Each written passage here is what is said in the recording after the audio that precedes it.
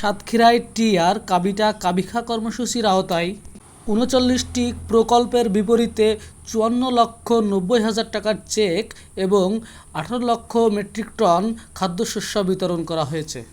সাতক্ষীরায় দুর্যোগ ব্যবস্থাপনা ও ত্রাণ মন্ত্রণালয় হতে সংরক্ষিত নারী সংসদ সদস্যর অনুকূলে বরাদ্দকৃত টিআর কাবিটা কাবিখার আওতায় ৩৯টি প্রকল্পের বিপরীতে ৫৪,৯০,০০০ টাকার চেক ও ১৮ লক্ষ মেট্রিক টন খাদ্যশস্য বিতরণ করা হয়েছে।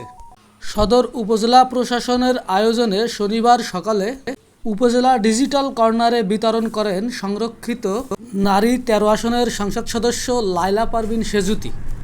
এ সময় উপস্থিত ছিলেন সদর উপজেলা নির্বাহী কর্মকর্তা সোহাইব আহমেদ, সদর উপজেলা প্রকল্প বাস্তবায়ন কর্মকর্তা খায়রুল ইসলাম, মহিলা ভাইস চেয়ারম্যান কোহিনুর সহ আরও অনেকে।